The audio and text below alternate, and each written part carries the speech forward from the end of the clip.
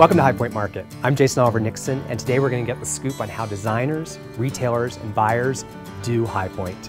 So come along as we show you the ins and outs of High Point Market.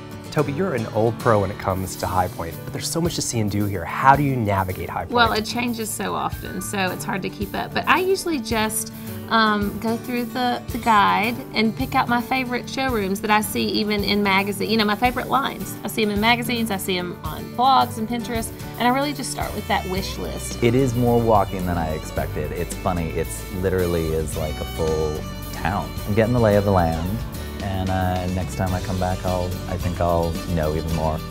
How do you do market? Do you have a roadmap or maybe a strategic approach? I absolutely have a recipe on how to tackle the High Point furniture market. It's over 12 million square feet of showroom space, which is completely overwhelming. So I really break it down into two categories: items that I need to find for clients, and then new items that I want to discover so I can really broaden my resource base. It's important to know where the showrooms are before you start, because you could be pulled from pillar to post and not accomplish everything that you need to. What is your secret to success at High Point? Well, I think it's important to get out of your comfort zone and go into places that you normally would not go into. Sometimes that's where I get the best treasures. But of course I have the people that I go to each market, all the vendors that I support in our stores. I would start in one of the main buildings, whether it's the IHFC building or here at Market Square. I actually create a routing plan so that I list every building that I want to visit, who I want to see in that building, and that way I make sure that I don't miss anybody that I want to cover. The buyers are here, and the buyers are not just domestic, they're international. And it's exciting to find that new product that's here.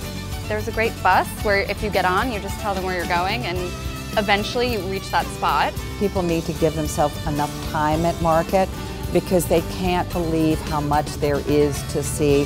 So to think that you can come in and do it all in 2 days, you're not going to be able to do that. This market is impossible to cover the whole thing. And then in between those appointments, I spend time in Interhall just walking the halls. So what I try to do is I book 2 full days of appointments, and those are more of my structured days, and then I leave my third day open so that way I can kind of just walk in. It's been great just kind of wandering without a great deal of idea of where I'm going and just seeing what all I can discover. It's been really exciting.